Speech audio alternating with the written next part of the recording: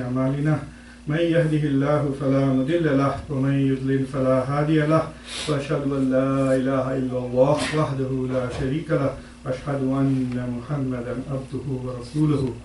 قال الله سبحانه وتعالى في كتابه أعوذ بالله من الشيطان الرجيم بسم الله الرحمن الرحيم يا أيها الذين آمنوا اتقوا الله حق تقاته ولا تموتن إلا وأنتم مسلمون يا أيها الناس اتقوا ربكم الذي خلقكم من نفس واحدة وخلق منها زوجها وبث منهما رجالا كثيرا ونساء واتقوا الله الذي تساءلون به والأرحام إن الله كان عليكم رقيبا يا أيها الذين آمنوا اتقوا الله وقولوا قولا سديدا يصلح لكم أعمالكم ويغفر لكم ذنوبكم ومن يطع الله ورسوله فقد فاز فوزا عظيما. أما بعد. Dear brothers and sisters, Assalamu alaikum to all of you and Ramadan Mubarak. Today we are at halfway point taqriban, nearly, and inshallah this is a moment where despair and hope meet, where tragedy and joy meet. The tragedy and despair is that we have half the month of Ramadan, this month of blessing has passed. And the hope and promise and joy is that we still have half left. So for those of you who have missed the opportunity to plunder this month for all its blessings and barakah and rahmah and Muqtedar that is available to us, this is when Allah subhanahu wa ta'ala is generous with everything. All your good deeds are multiplied infinite number of times. Allah subhanahu wa ta'ala is waiting for you to give him one opportunity to forgive all your sins. And if we have not used it until now, wake up. We have still 15 more days to go, inshallah, and we can benefit from this month, from the barakah of this month. We are already fortunate in that we have been given another month of Ramadan. That is a blessing, indeed. In the beginning of this month, who knew?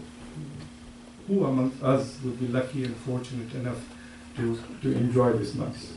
So I beseech you and I remind myself that we still have 2 more weeks left, and inshallah we should try to do our best. The best things to do is not just the physical aspect of the faith, but to use every opportunity that you can to come as close to Allah subhanahu wa ta'ala as possible, to do as much zikr as you can. And the best form of zikr is the recitation of the Quran. And also try and give as much charity as you can. Charity can be in many forms. We can help people physically. We can help people by wishing them. Even looking at somebody and saying, Assalamu alaikum. Or if you see a stranger on the road and just waving to them or saying hello is a sadaqah. And this month it is multiplied several times. So please try and use as much. Try to train yourself to use every opportunity that you can get to do good deeds. Allah subhanahu wa ta'ala says in the Quran that He has created us for the purpose of competing with those who are different in doing good. So this is an opportunity for Muslims to do as much as they can. Towards the end of this week, in 28 states in this country, there are going to be marches against the Sharia in Australia. People are going to march in different cities in 28 states in the United States opposing the Sharia. And one of the most important arguments that they are making is that they do not want Sharia to be practiced in the United States or implemented in the United States because, according to them, Sharia is against human rights.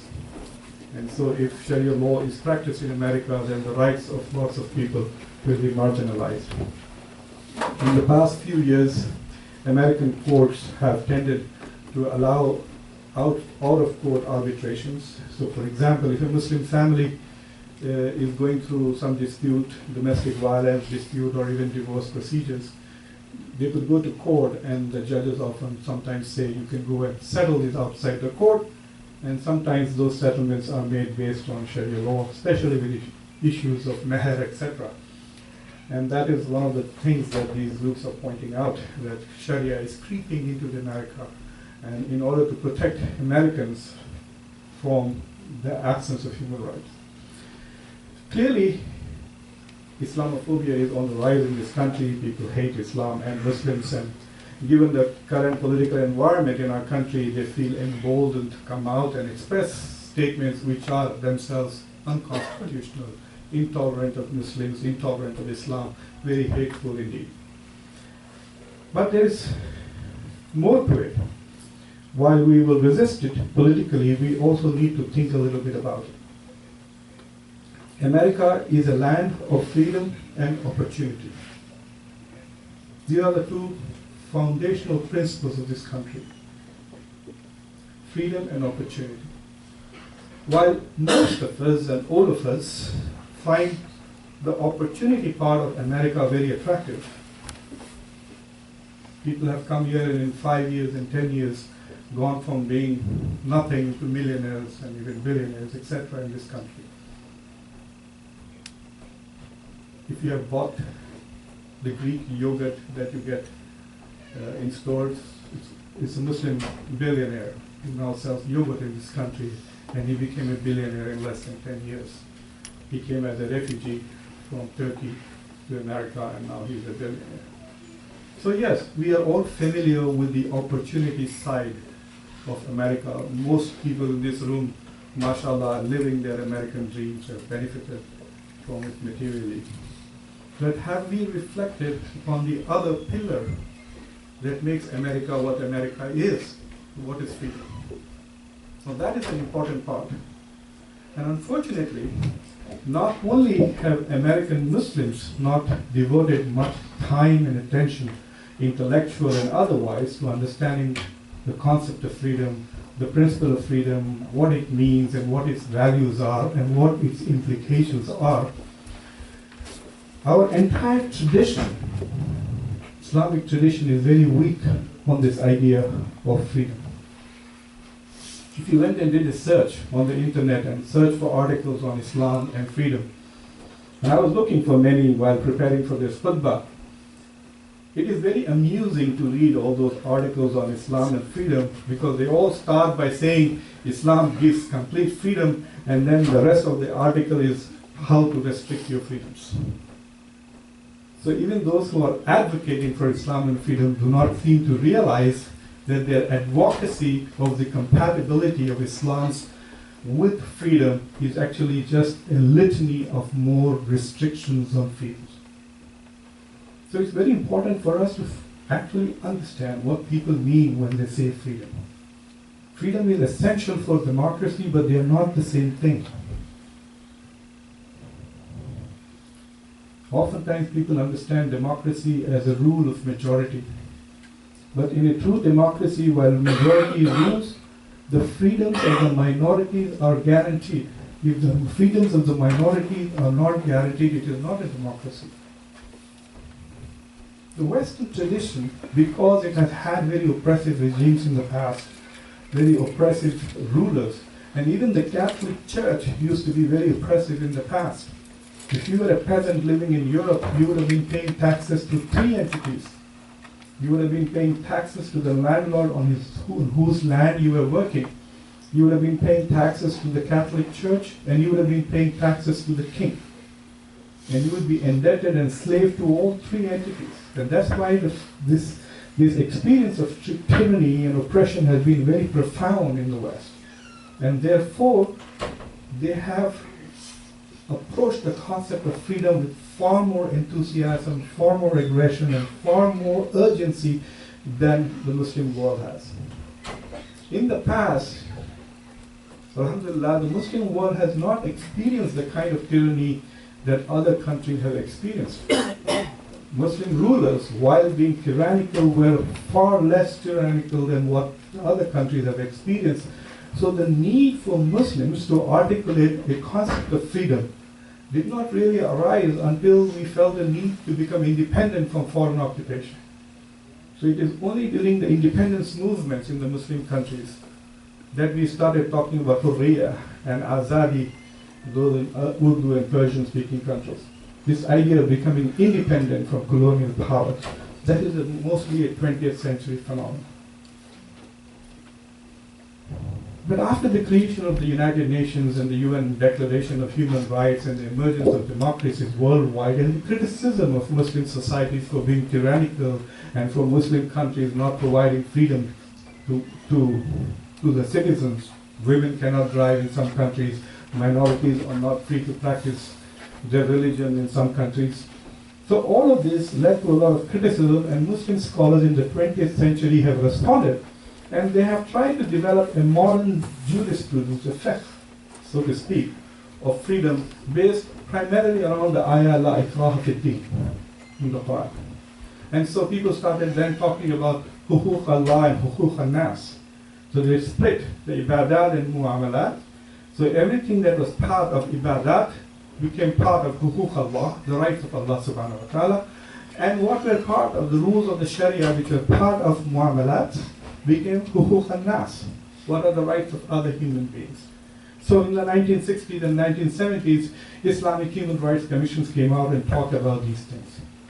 So even though Muslims will say that, yes, there is freedom of speech in Muslim societies, you will find blasphemy laws that threaten to kill people for saying this or that. There is no freedom of speech to a great extent in many Muslim countries. There are people who are getting flogged for just tweeting. Some of these cases are very famous, and you know about that. So what has happened in the 20th century is that Muslims have not yet developed this concept of freedom of speech, but it's very important that we discuss this, we understand this, especially for us in America at least, where freedom is such an important thing, that people in the name of freedom are destroying freedom. People in the name of freedom are destroying freedom in this country. So it is very important. I think we might reach a stage of irony where Muslims will have to reteach America what freedom is. You will have to go back and defend America's constitution and America's constitutional values and America's freedom so that we can be free to practice our religion in this country. In January 1941, the President Franklin Roosevelt, gave a speech. It was part of the State of the Union address. It became very famous worldwide. It is called the Four Freedoms Speech, in which he argued that every human being, everywhere in the world, deserves to enjoy four freedoms. Every human being. He did not limit this to Americans. He did not say it is because of our Constitution that we believe this. He just put it out there as a fundamental belief of humanity that all human beings, by virtue of being human, wherever they are on earth, deserve the right, deserve to enjoy four freedoms, and he enumerated those four freedoms. The number one, he said, is freedom of speech. Now when you say freedom of speech, it is not just the freedom to say things, it is the freedom to think. It is the freedom of conscience. So whether you want to be part of a religion or not is also part of freedom of expression and freedom of speech. The second freedom that he talked about was freedom of religion, that everybody has the right to believe or not to believe, to practice their religion as they believe. As long as you do not infringe on the rights of others, you are free. You want to pray 5 times, pray 5 times. You want to pray 10 times, pray 10 times. You don't want to pray, don't pray. It's between you and God. The third thing that he said, I'm very amazed that he said this in 1941, that all human beings have or should be free from want. And when he talked about want, he expressed that in terms of economic rights and social justice. He actually said that all people should have adequate access to health care as a fundamental aspect of freedom. You're not free if you're not healthy. And the last was that all human beings should have freedom from fear. You should not fear. There should be no fear. Prophet Muhammad ﷺ said that you are not a Muslim, you are not a Muslim, you are not a Muslim if your neighbor is afraid of you. If your neighbor is afraid of you, you are not a believer in the eyes of Prophet Muhammad ﷺ. And in his speech, Roosevelt made it very clear that all human beings have the right to be free from fear. Another Western philosopher called Isaiah Berlin talked about two kinds of freedoms. One is freedom from things, and one is freedom to do things. For example, in America, we want freedom from the government to allow us to build mosques, to allow us to practice Jumu'ah, to allow us to give zakat, to allow us to pray. We do not want the country to impose barriers. So when there are no restrictions, we are free. The state can impose restrictions if it chooses to. But when it does that, it will be violating many things, our right to assembly and our right to religion, practice religion freely. So when restrictions are not there, we are free in a negative sense. But there is a positive sense too. For example, how can we guarantee that everybody is educated? So if the government decides to say that we will provide free education all the way up to high school, that is a positive freedom, it's empowering you. So negative freedoms are when the government removes restrictions and allows you the freedom to be who you want to be. And positive freedom is when the government provides you institutions which will empower you to do things. And so you went a step further. You're not only moving away from being free of fear and want, but now you're also being free to do things. We want to give zakat, but we want to also build institutions with which we can do good. Amr bil ma'ruf wa nahy anil munkar. We want to create institutions to do that. That is positive empowerment. And one way the government could do that is by providing tax exemption to those who donate to these activities. That is a part of freedom that the government gives. It encourages people to invest in charitable activities. These are positive and negative freedoms. But one thing that you must understand is the most fundamental of all rights, the most fundamental element of freedom is our right to life. And the first time when I read that, I found it absurd. How can you have a right to life when we know that all of us are going to die? For sure. We are all going to die. As they say, in America, there are only two things you can be sure of: death and taxes. Right? So if you can be only sure of that, then what do you mean when you say you have a right to life? What we mean is this, that the government does not have the right to kill us. It cannot take our life without just cause. That's what it means. It doesn't mean that we're going to live forever. It just means that no group, no individual, no government, no police has the right to kill us. That is why we are opposed to capital punishment. The object of the government is to protect our life, not to take our life. In the Quran, in Surah Al-Ma'idah, Allah subhanahu wa ta'ala says that he who takes one innocent life is as if he has killed all of humanity. And he who has saved one life is as if he has saved all of humanity. But in that ayah, Allah subhanahu wa ta'ala also gives two conditions under which you can take life. One is against those who do fisad fil ard, the terrorists who do hiraba. And the other one is the life in exchange for another life. Otherwise, human life there is a security and sanctity of human life. So the first thing you must understand is because of the possibility that governments and states and rulers can be tyrannical. If you don't understand that, just take a look at the Muslim world and you will know what I mean. That states and governments and monarchs and dictators can be tyrannical. Freedom is freedom from these people. You know, there is a tradition in which Prophet Muhammad said that in the month of Ramadan, Iblis is locked up. And so it becomes easy for us to do good things. But when I look at the Muslim world right now, it's very difficult to believe that Iblis is locked up. What's happening in GCC, what happened in Lancaster, what happened in London. Then I had this horrible thought that if Iblis is locked up, he has to be locked up somewhere. Maybe he's locked up in GCC. during the month of Ramadan, and that's why you're seeing so much trouble and all of these things. But have Muslims in the past thought of this idea of freedom at all? Very little. Muslims have always understood freedom in opposition to slavery.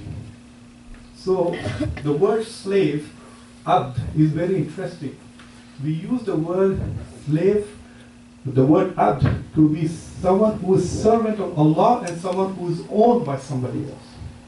So when we talk about hurriya, or freedom, in Islamic sources, it was in opposition to ownership. So when you say he's a free person, you don't mean that he has a right to practice a religion or he has a right to speak. What he meant is nobody owns him.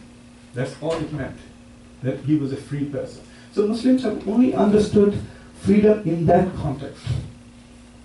However, there is one very beautiful hadith from Prophet Muhammad ﷺ that I want to remind you. If you have not heard it, go back, read it, think about it. It is present in Ibn Majah as well as in Tirmidhi. In both these sources, these are part of the Sitta Sahih for the Sunnis at least. So it's from the Sahih collections, and this is what Abu Hurairah radiallahu anhu reports. He said that the Prophet ﷺ said, when you come across wisdom, assume it is the lost property of the believer and embrace it. I mean, it's incredible. I mean, first of all, when you reflect upon the hadith, go to China, you go even up to China if you have to acquire knowledge, which is so profound in many ways, because the Prophet ﷺ is not saying wait until China becomes Muslim and then go and acquire ilm. He is not saying that. He said go there, even you have to go wherever you can in pursuit of truth and knowledge. But this is even more profound. It says wherever you find wisdom, embrace it. Not just embrace it, but assume it's your lost property and embrace it. So I want to invoke that and tell Muslims, especially Muslims of America, that what we need to do is to recognize the wisdom behind this entire philosophy of freedom. To understand the profoundness of the idea of freedom and its importance. Without freedom, there is no democracy. Without freedom, there is no truth. Without freedom, there is no knowledge. If you believe in something because I'm pointing a gun at you, it is not knowledge. It is just fear. If you take shahada because you know if you don't take shahada, I will shoot you, that is not iman. That is self-defense, that's taqiyya.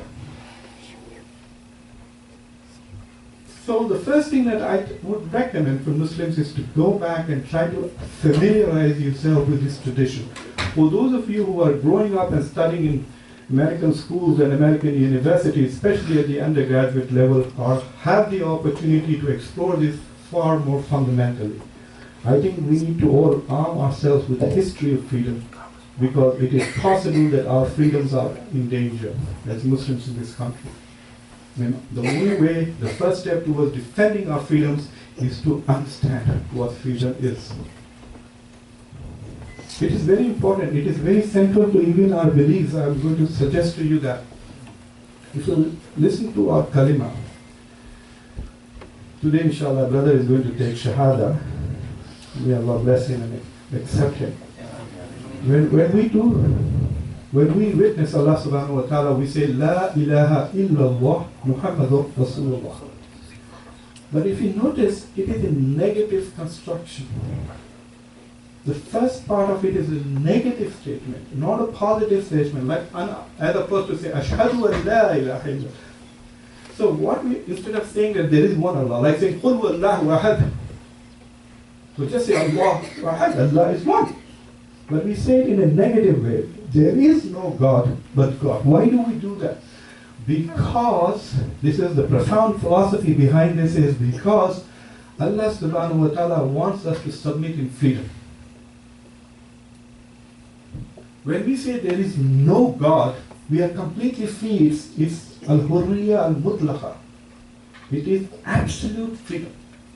We are not controlled by anything. No other human being owns us. No government owns us. No God has made us his servant. So we are perfectly free. La ilaha. And then from that state of freedom, where we are completely free, we are beholden to nothing. We choose to submit to Allah subhanahu wa ta'ala. So we say, La ilaha illallah, and then we submit. So freedom comes before faith. So we submit to faith from a state of freedom. That faith is meaningless without freedom. And that is why this shahada is constructed in that way. They say, La ilaha illallah, Muhammadur Rasulullah. There are some people who have talked about freedom in Islamic context. Unfortunately, it has been on the periphery. The philosophers and people of Tasawwuf have talked about it. Al-Farabi writes about it. When he writes about the virtuous city in his Madinatul Sadira, he talks about different kinds of cities. And one city he talks about is a democratic city. He's talking about the virtuous city. That is the goal, where people all want to be virtuous citizens of the country. But when he talks about the democratic city, he says something very interesting. He says democratic cities are fascinating because they have freedom. And because you have freedom, he says you can go either way. You can become a virtuous city, or you can become a tyrannical city, or you can become a hedonistic city. Because there is freedom, you can go either way. So he says to him that is not the ultimate goal, because he wants to go beyond that. He wants people to freely become virtuous. And if you notice the Arabic word is salihin, so it would be Madinatul Salihin. That's what he wants, people to be citizens, virtuous citizens of a virtuous state. But in that context, Muslim philosophers have talked about freedom. But in the context of Tasawwuf, people have understood this very interestingly. You know, everything in Tasawwuf starts from the names of Allah subhanahu wa ta'ala. Lahul Asma'ul Husna. He has the most beautiful names. And from the essence of his names, we derive the meaning. Allah subhanahu wa ta'ala has 88th and 89th name is Al-Ghani and Al-Mughni. We translate Al-Ghani as the rich and Al-Mughni as the enricher. But if you look at this ayah in the Quran, it's in Surah Al-Ankabut, 29th surah, ayah number 6, A'udhu billahi minash shaitanir rajim, Bismillahir Rahmanir Rahim. وَمَنْ جَاهَدَ فَإِنَّمَا يُجَاهِدُ لِنَفْسِهِ. Allah subhanahu wa ta'ala is saying, he who ever struggles is struggling for himself. You know the hadith, right, where Allah subhanahu wa ta'ala is reported to say that all of a servant's ibadat are for them, but Ramadan and fasting is for me only. Remember that hadith where Allah subhanahu wa ta'ala says that only for him. And the reason why he says that, because fasting is different from other ibadat, because fasting is against fitrah.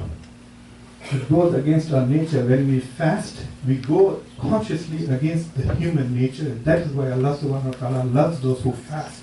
Because we are not just overcoming our hunger, but we are overcoming our fitrah. But here, the Prophet, Allah subhanahu wa ta'ala is saying in the Quran that وَمَنْ جَاهَدَ فَإِنَّمَا يُجَاهِدُ لِنَفْسِهِ. Those who struggle to do it in the path, they are doing it for themselves, for selfish reason. And then he said, إِنَّ اللَّهَ لَغَنِيٌّ عَنِ الْعَالَمِينَ. And indeed, Allah subhanahu wa ta'ala is ghani from all the world. And here if you say he's rich of all the world, doesn't make sense. The second meaning of the word ghani is independent from. Allah subhanahu wa ta'ala is free from all the world. Allah subhanahu wa ta'ala is free from all the needs, and that is where the mystical concept of Islam's concept of freedom comes, in the concept of ghani, because Allah subhanahu wa ta'ala is free, He doesn't need us. Allah subhanahu wa ta'ala says very clearly, I don't need anything from anybody. He's Allah's Salāt. He subsists by Himself. He doesn't need our prayers, we need our prayers. He doesn't need our fasting, He doesn't need our zakat, He doesn't need our hajj. We need these things for ourselves, to rescue ourselves from our sins. Allah has existed by Himself from eternity till eternity. And that is what we mean when we say al-hurriya al-mutlaqa, it's absolute freedom. So in the mystical sense, freedom is to be free from things, free from other things, free from desire, free from want, free from worldly things. So when we pursue fana, We escape our ego, we escape our identity, we escape our ideologies, we escape our political commitments, our cultural identities. When we escape all of these things and we become free of that, that's when we come closer and closer to Allah subhanahu wa ta'ala. So in many ways, Allah subhanahu wa ta'ala is the one who can give us freedom. وَوَجَدَكَ عَائِلًا فَأَغْنَى. And He found us destitute and He enriched us. Or He found us oppressed and He made us free. And the way He made us free is by embracing Him. So when you become free of your political, cultural wealth, your desire for wealth, your desire for fame, when you remove all of these desires and only the desire for Allah subhanahu wa ta'ala is left, then you become His servant.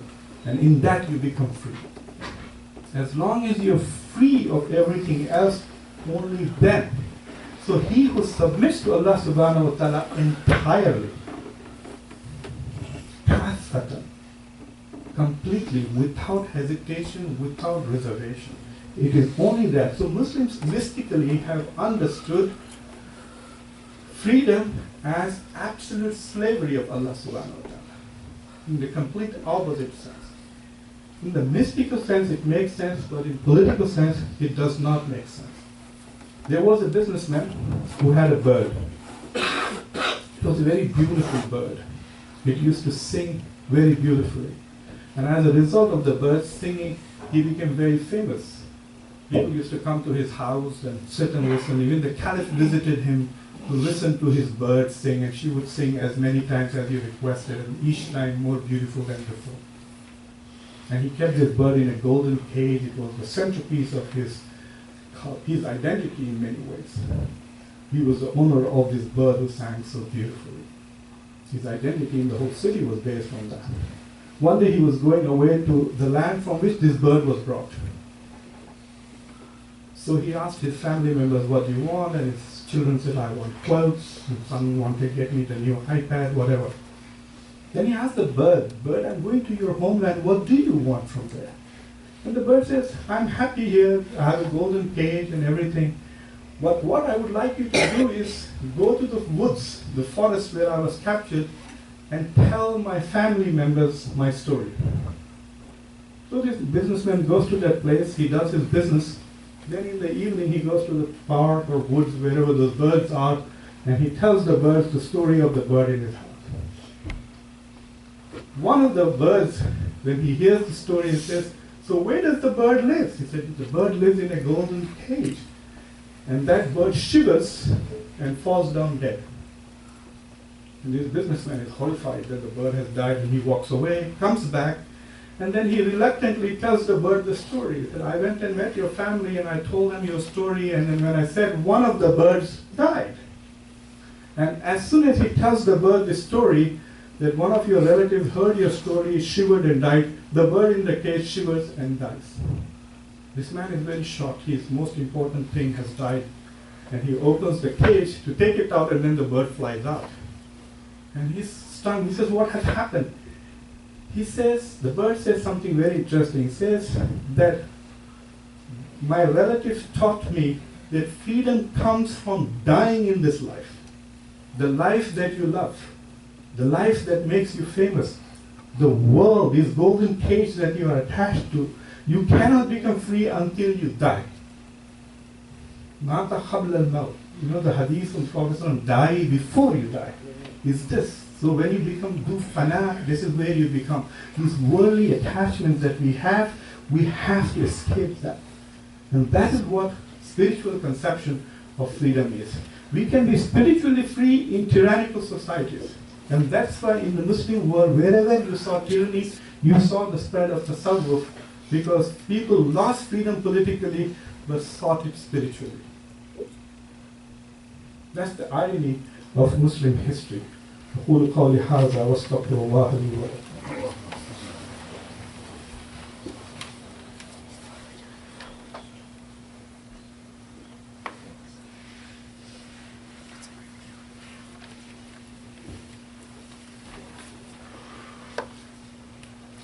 Alhamdulillah, salatu wassalamu ala Rasulullah Bismillahirrahmanirrahim. Inna Allaha wa malaikatahu yusalluna ala nabi. Ya ayyuhalladhina amanu sallu alayhi wa sallimu taslima. You all must be familiar with the story of Ayyub alayhi salam, the Prophet's story. He was a very wealthy person, had a great family, and suddenly he was inflicted with lots of troubles. His family died, he lost his wealth, he lost his house, and then he started getting all kinds of diseases. His face was infected, he had all kinds of things, and he suffers for many, many years. And every time he got an ailment, he would just say, Inna lillahi wa inna ilayhi raji'un. That it is from Allah subhanahu wa ta'ala we come, and from Allah subhanahu wa ta'ala we return. And then Allah subhanahu wa ta'ala says about Ayyub alayhi salam, he says, Bismillahirrahmanirrahim, Inna wajadnahu sabiran. Indeed, we found him very patient. Inna wajadnahu sabiran. Namal abdu. He is the perfect abd. He is an excellent abd. Innahu awwabun. Indeed, he is the one who returned to Allah subhanahu wa ta'ala again and again. Remember in the last khutbah I talked to you about the meaning of tawbah. Tawbah doesn't mean just seeking forgiveness. Tawbah means to return to Allah subhanahu wa ta'ala again and again. And Ayyub alayhi salam is the best example of this. So some scholars, like Sheikh Ibn al-Arabi, say that this concept is the opposite of Ghani. Ghani is being completely free, and Ayyub alayhi salam tells you what it means to be a perfect abd, is to be completely. So we have the rububiyyah of Allah subhanahu wa ta'ala and the ubudiyyah of individuals. The lordship of Allah and the servanthood of human beings. So this is like a dialectical, it is connected. You must understand that there is a connection. When you say Allah subhanahu wa ta'ala is alim, there is something that is ma'loom. When we say Allah ta'ala knows, there is something that is known. When you say huwa al-khaliq, he is the creator, then there is a khalq. Allah, so there is something that is created. So there is a connection, there is an interdependence between the creator and the created, between the knower and the known, the seer and the seen. And it is the same way that connection is between rububiyyah and ubudiyyah, between lordship and servanthood. So in the spiritual sense, if we want to be free, we can be only free by perfecting this slavery.